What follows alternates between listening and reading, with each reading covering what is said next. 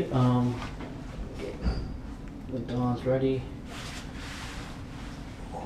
Alright, we'll start with the opening statement from Coach as final week of the season here up in Oregon. Yeah, excited to get on with this last meet, the one we've been working for all year long. And I think on the men's side, we've got 12 opportunities to score, and on the women's side, we've got 10. So we got a good group. I think it's about 13 guys, 13 girls. So I'm looking forward to leaving here on Sunday and having a good meet. What's a maybe realistic point projection or goal for where you finish on each side? You know, I'm really hopeful on the safe side to be in the top 10 on both. I think especially on our women's side with the possible quality points that we could get. I mean, if we really have a great meet, I think our women could be a top 5 team. And on the men's side, I think we could be better than top 10 also. But I think we lost a few kids from the conference meet that we didn't get out at regional. We paid a little bit of a price winning those 4 Big 12 championships, but I think we've still, if we are really good at the meet, we've got a chance to really be a 5, 6, 7 team. Well, could you highlight some of the, I guess, women who have best opportunities to be first team All-American and score points for you? Yeah, I think for us to be really successful, of course, we've got to rock and roll in the high jump with Timmy. Has an opportunity to be another national champion again, and we're really hopeful. Shelby has a really big responsibility this weekend with the hammer and the discus, and she's got to be good. I do think Zoe can be All-American, you know, in the other throws there too. And then the triple jump with Victoria and Tamia, they really are going to be important. You know, so you've got really the high jump and the triple jump, and the discus and hammer. Those are our big points. We have 2 hurdlers that made it. Even though we would have had 3, I think, if we could have had one not injured. But, you know, I'm hopeful they can make a final. They really ran well last week, you know, and I think that's probably the top on the women's side to give us an opportunity to fight for a trophy. Well, other teams are probably not going to have a great meet for us to do that. But, I mean, I think that's 30 to 35 points, what I just mentioned there. And so I look forward to seeing if we can do that. And how about top people on the men's side that you think can score points for you? Yeah, you know, we on the men's side, we have 2 400-meter runners and we have 2 400-meter hurdlers.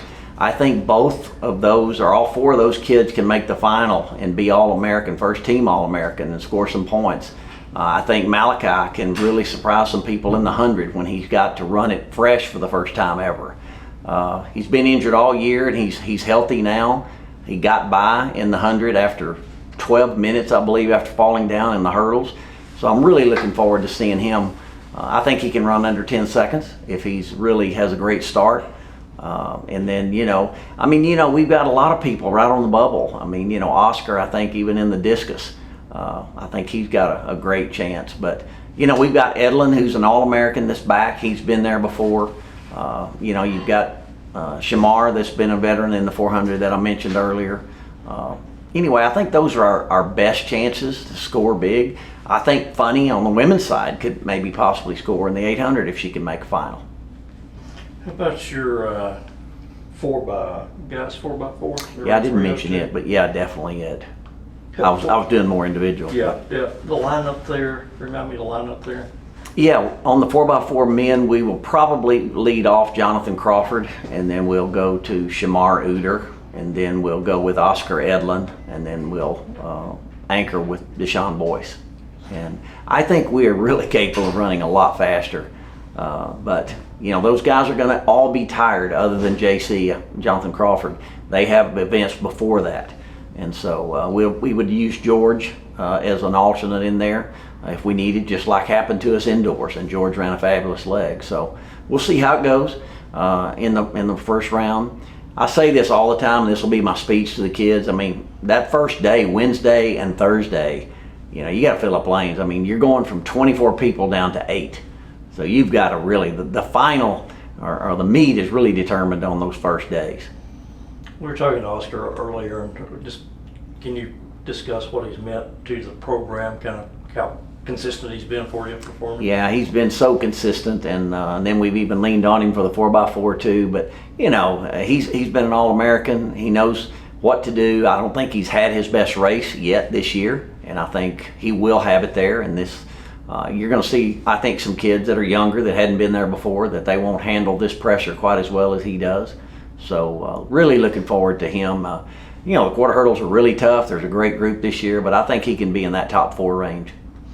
He mentioned a moment ago they hadn't run yet to the World Championships qualifying standard.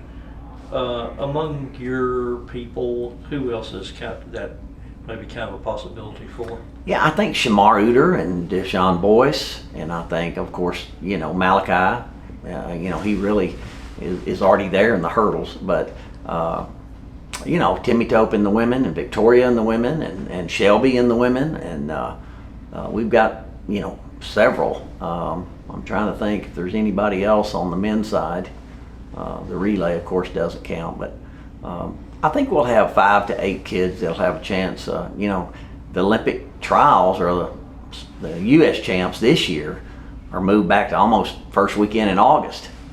So we have a huge delay here between the NCAA and then that. Now I think Jamaica and some other countries are doing it a week or so later, but a lot of countries have moved it back because it's such a long time to wait for the World Championships. Is the U.S. back in Eugene? It is back in Eugene. And Worlds is where? Tokyo. Japan, Tokyo. Yeah, Japan. That's right. Tokyo, Japan. Yeah. So having been back to this event so many times, what have you learned in terms of what it takes to do the things that you want to accomplish? I can't emphasize enough more about that first day. I mean, it's a meet that you have to be so perfect to the very first day in the prelims, because there's 24 people and they cut you down to 8. Or if you're in a field event, you only get 3 attempts from 24 people down to 8. And most meets aren't that way. If you're really good, you get a good jump in a meet and you've made the finals. But here you got to be perfect to make the finals, and you've got to be perfect in your running events to make the finals. So that's the biggest difference, is if you're just not perfect, you know, you miss out because there's 24 people fighting for the same position. Do you feel like your team is set up for success on the first couple of days?